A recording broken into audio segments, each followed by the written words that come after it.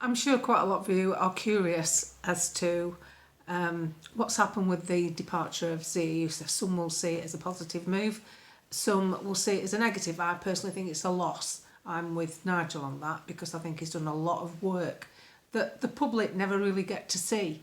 He's been one of the most productive chairmen of any party, really. It's not an easy job.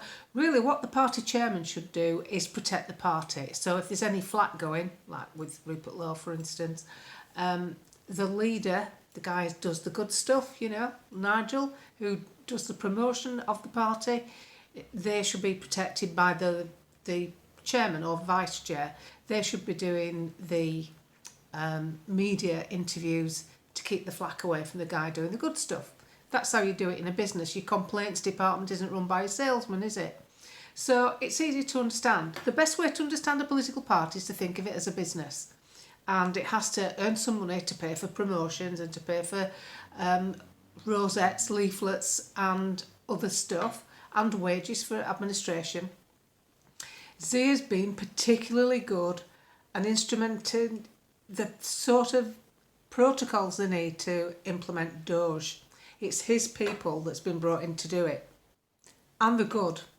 And they've been setting it up. They're doing a good job. They'll go with him. So that's also another loss. But it's one person going, so they will recover. And to be honest, I think what you've got to remember, what we're seeing now with this party, doesn't matter who they are, what we're seeing now with Reform is a resurgence of the importance of the people. That's what the key ingredient is here. It's the people, us. The ones supporting, the ones voting, the ones sick to death of what we've had and wanting change. We are the catalyst for change. People will come and go. They do it in the Tories. They do it in the Labour Party. They just don't publicise it. There's a lot more of them. There's a lot more going on. So there's other issues that the media can cover. Obviously, the other thing you've got to look at is the media will heighten anything negative about Reform. The government will heighten anything negative about Reform. I mean, you've only got to look at that press conference Kier Starmer did. How many times did he mention Nigel Farage? 16 times, never mentioned Kemi Baird, not once. So what does that actually tell you? I know we can joke about it, but that tells me that that's what they're worried about. Now, obviously there's been a couple of naysayers like Ben and Rupert who have fallen out with the party, fallen out of love, and so now all of a sudden, no, don't vote for them, they're a load of rubbish. Well, coming from a business background, and having been successful in whichever business I did, I never had to sell it because I owed money. I didn't owe anybody a penny anywhere, ever. And nobody got to owe me any money. So, but my products and services were sold on the back of the benefits you had using them or buying them. I never sold my products and services on the shortcomings of the competition. That's a massive no-no. Now, where I think Ben particularly is going wrong here, he's never stopped slagging off Reform in every way he can, even to the point of advising people not to vote for them. Now, what Ben's well off. Ben's cushioned from what's going to happen to society. I'm cushioned, but he's more cushioned than me. Real people who are looking at the gas bill and looking at the fact that they might not be able to keep the house because the mortgage has doubled, they're having real problems. And they need to know that they can rely on something that will change them. They don't need to sit there waiting to nitpick about the internal makings of a political party. That is the last thing on their mind. It's the last thing on my mind. What's on my mind is how do we stop Starmer from having a second term in office? We're not going to stop him having a first one. There might be some changes in the future where he's no longer the leader. They'll put someone else in, but it'll just be another joker that's no good, that doesn't understand what Britain needs. The only plus point to it is the longer he's in, the more people dislike him. I mean, a friend of mine messaged me the other day, staunch Labour, champagne socialite, they haven't got a clue really. But what did she say? I couldn't believe he would be this bad. I can't, but she voted for him. To be fair, she at least she had a pair of balls and admitted she voted for him. To me, I thought it was pretty courageous actually, so I didn't go too heavy. But what we've got to look at here is we need a vehicle to change the country. To change the country, you've got to get in. You're howling at the moon at this side of the fence. It's just pleasing sound bites. And what we need, we don't want to make the same mistake as Enoch Powell. Enoch Powell was a gifted man. He was the youngest brigadier in the British Army, and he was promoted from the ranks very, very quickly. He spoke multiple languages, and he was a brilliant military strategist. Where did he go wrong? Where did someone like that go wrong? He saw a future that Britain was going to be subjected to, and he blabbed about it.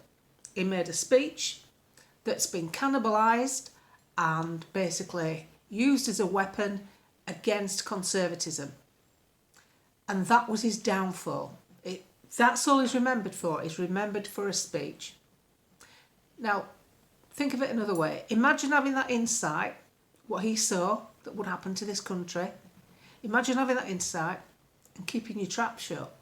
Not saying anything, not going in too heavy about it, but waiting, because you are a talented politician and you could become, in fact, all likelihood, he would have been the next leader, and the next leader could have become the next Prime Minister, and all these problems he foresaw Britain enduring, he could have put policy in place that would have stopped it if it stayed silent.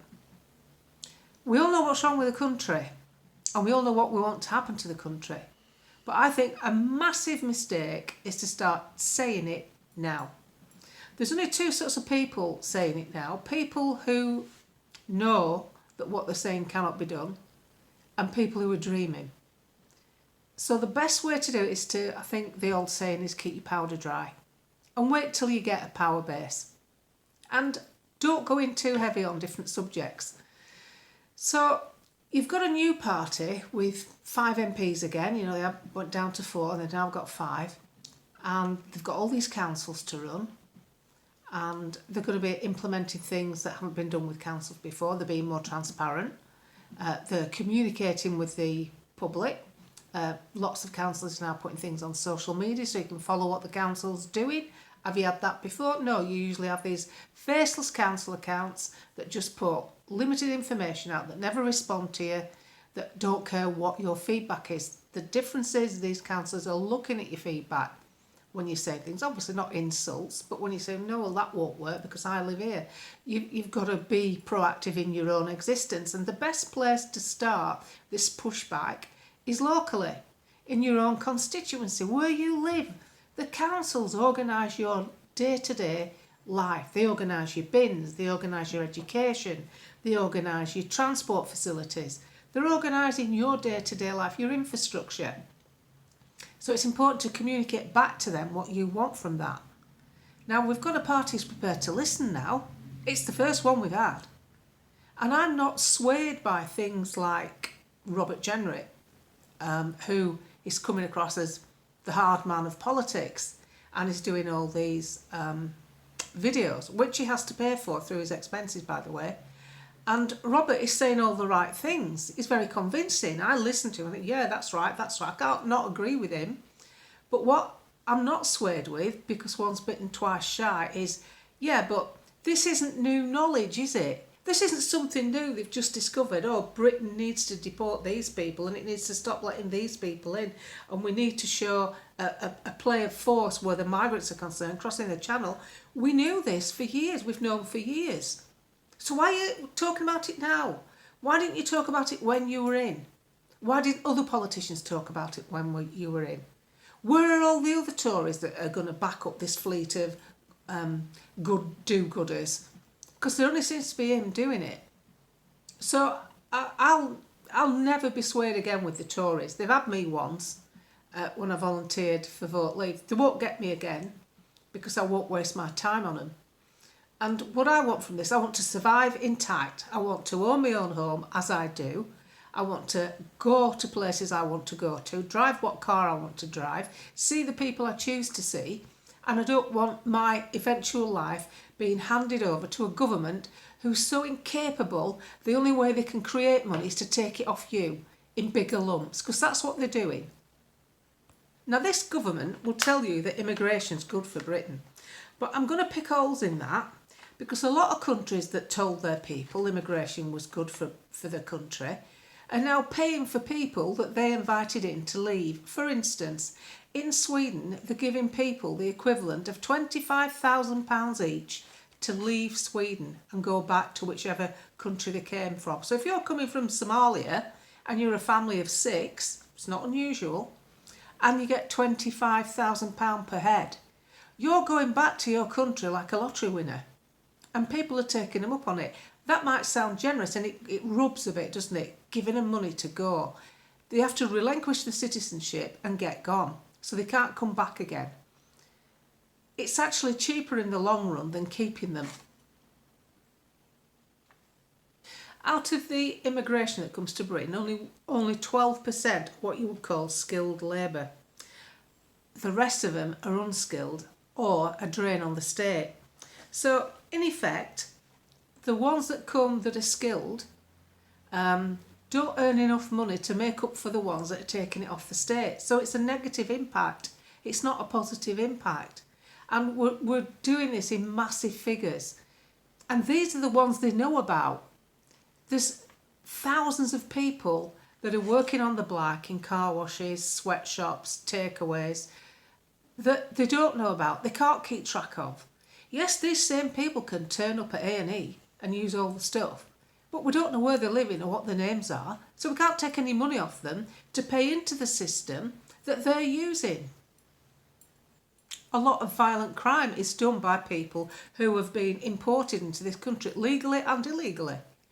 So we've got to change the face of Britain.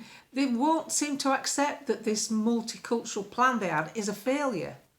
So the only way we can do anything about it is to take the people out of power who won't admit that and put someone in power who does admit it, who has got experience in talking about this topic. And therefore, I tend to lean to something that's already working. It's already got a footprint. It's got 10 councils. It's got 677, less a few that, they were actually working for the council, which wasn't allowed. You're not supposed to work for the council and be on the council. By the time they get to next year, there's 3,000 council seats coming up, 1,900 of which are in London. That's a lot of work. That's a lot of vetting. That's a lot of stuff going on behind the scenes that you don't see. So when I see people on social media pontificating about what needs to be done and how reform, for instance, are the wrong route, I look at that person saying that and think, yes, but what's behind you? What have you got behind you? Because these people haven't got anything behind them. It's just them. Like you see me now, speaking to you. There's not a team of people sorting anything out. There's no one to vote for a start. So what is their plan? Because what I see is tick-tock. We're coming up to the anniversary of the general election show. That's your first 12 months gone. We've done our first 12 months. And what I see in the way reform is doing it is a mechanism to dismantle the whole system. It's never been done before. And the reason that I think it's going to work is because who else has ever dismantled the councils like this? When have councils ever been talked about? I've done it myself. I've ignored what's gone on at council level. Just thought, well, it's not worth bothering with. You never get to know anything. Things happen. Who decided that my town should be a sanctuary city? I never got asked. Nothing dropped through my letterbox to find out my opinion on it. Who decided to put migrants in hotels? Who decided all this stuff? Not us. The people didn't decide. And then when I know the only political party on the scene at this moment in time that would actually instigate referendums, regular referendums, 4 or 5 year on big stuff, is the Reform Party. The Lib Dems aren't saying it. Labour wouldn't dare do it. And the Tories, what are the Tories now? So they're literally not even getting spoken about. So that's how I see this side of politics. But really what we've got to remember in all this is us, what we're doing with our lives. Are we getting the best out of each day? Even though all this is going on, are we compartmentalising what we can handle so that we're not overfaced, so that we don't feel like we've got, another 3 and a bit years to go? I don't want to live like that, and I don't think we need to. I think what we need to do is take control where we can. People using farm shops and local produce is going through the roof. Cash businesses, not just cash businesses, businesses that offer cash. They obviously do cards and cheques, whatever, but people that have the cash availability are busy.